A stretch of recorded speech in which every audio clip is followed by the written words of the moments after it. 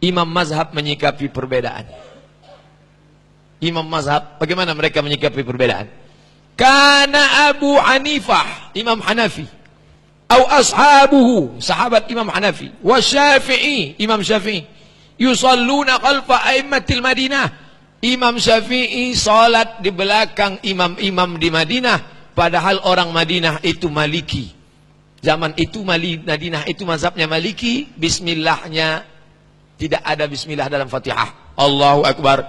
Alhamdulillahi Rabbil Alamin. Tak pakai bismillah. Tapi mereka tetap sholat di belakang. Apa maknanya? Imam Hanafi dan Imam Syafi'i tidak mempermasalahkan imamnya pakai bismillah atau tak pakai bismillah. Tapi kalau mayoritas di situ pakai basmalah, maka saya kalau diundang ceramah, maju Ustaz. Saya tanya, imam tetapnya mana? Saya tak ingin menimbulkan fitnah. Tapi kalau kita menjadi makmum, kita tak perlu ekstrim. Imamnya pakai bismillah, sah. Imamnya tak pakai bismillah, sah. Imamnya bismillah jahar, sah. Imamnya bismillah sir. Kebetulan imamnya mazhab Syafi'i, Bismillahirrahmanirrahim. Kebetulan Hanafi, bismillahnya sir. Kebetulan Maliki tak pakai bismillah sama sekali, sah. Tak perlu dipermasalahkan. Yang masalah mana? Ketika takbir langsung qul huwallahu ahad. Nah, itu masalah. Jangan mempermasalahkan yang tak masalah dan jangan tidak masalahkan yang masalah. Nah, ini perlu dibahas. Adab Imam Malik. Harun al-Rashid pernah meminta Imam Malik supaya kitab Muwatta dijadikan buku induk untuk seluruh kerajaan, harus pakai kitab Muwatta. Artinya mazhab Maliki mau diterapkan. Kata Imam Malik, la taf'al, don't do it. Jangan kau lakukan itu. Fa inna ashaba Rasulullah SAW ikhtalafu fil furu'. Karena sahabat-sahabat Nabi pernah ikhtilaf dalam masalah furu'. Fatafarraqu fil bulad. Mereka sudah bertebaran di seluruh negeri. Maka jangan sampai wa kullu inda nafsihi musib. Semua ijtihad mereka itu benar.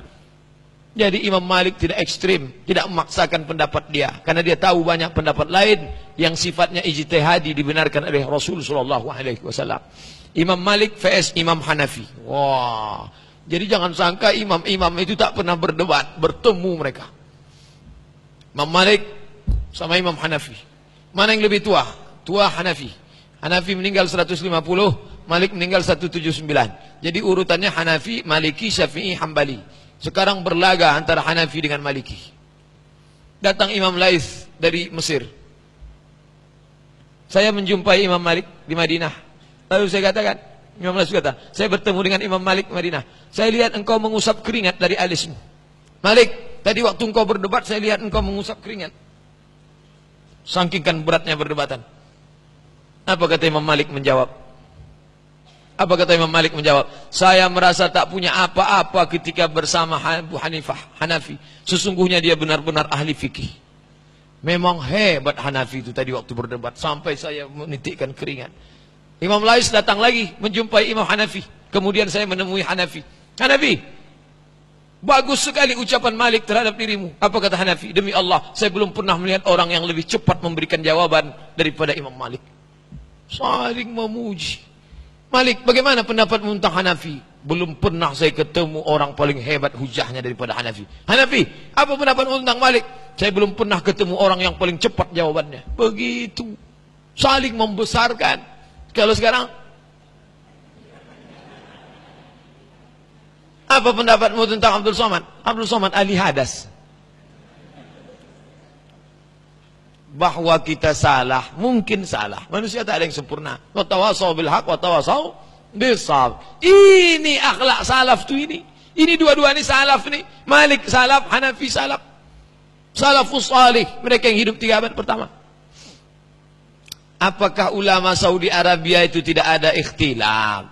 Apakah semua pendapatnya sama semua?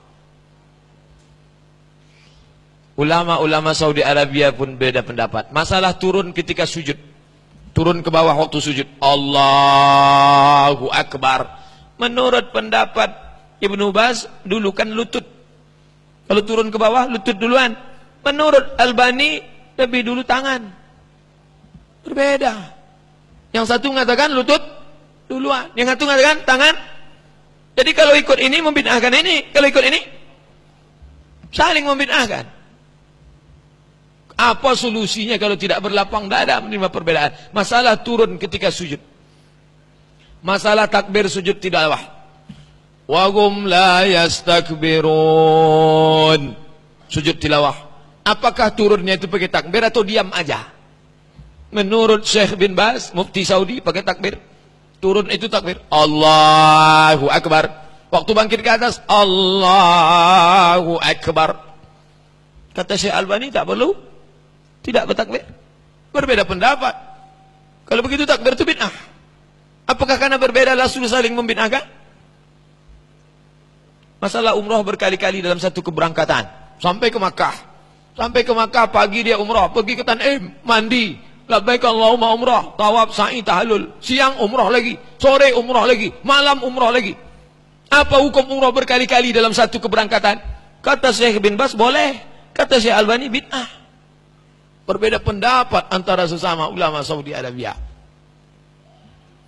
Tarawih 23 rakaat. Apa hukum solat tarawih 23 rakaat? Kata Syekh bin Baz boleh. Kata Syekh Albani tak boleh. Berbeda pendapat dalam masalah. Apa hukum zikir pakai tasbih? Subhanallah, subhanallah, subhanallah, subhanallah, subhanallah. Kata Syekh bin Baz boleh. Kata Syekh Albani bid'ah. Inna sabhata bid'ah. Pakai tasbih bid'ah. Lam takun fi ahdin Nabi. Tak pernah dilaksanakan Nabi SAW. 3 poin penting. 3 pelajaran penting. Pertama, bahwa ikhtilaf dalam memahami nas bukan perkara baru. Sudah terjadi ketika Rasul masih hidup. Kemudian berlanjut hingga zaman sahabat. Setelah ditinggalkan Rasul. Hingga sampai sekarang. Maka yang perlu dilakukan bukan menghilangkan ikhtilaf. Seperti rendah hatinya Imam Malik yang tidak mau memaksakan mazhab Maliki. Tapi memahami ikhtilaf sebagai dinamika dan kekayaan khazanah keilmuan Islam. Selama ikhtilaf itu dalam masalah furu' bukan masalah usul. Sebagaimana yang dicontohkan para salafus saleh di atas. 2. Berbeda dalam masalah furu' tidak menyebabkan umat saling membid'ahkan. Karena Imam Ahmad bin Hanbal tidak membid'ahkan Imam Syafi'i dan para pengikutnya hanya karena mereka berdoa kunut pada salat subuh. Kecenderungan bid'ahkan orang lain ketika berbeda pendapat ini berbahaya. Contoh, orang yang berpegang pada pendapat Syekh Albani ketika akan turun sujud dia mendahulukan tangan. Ketika dia tidak dapat menerima pendapat yang mengatakan mendahulukan lutut, berarti dia membid'ahkan Syekh Ibnu Utsaimin dan Syekh bin Baz. Saling membid'ahkan. Kamu duluan lutut, salah. Saling menyalahkan, berperang. Nauzubillah.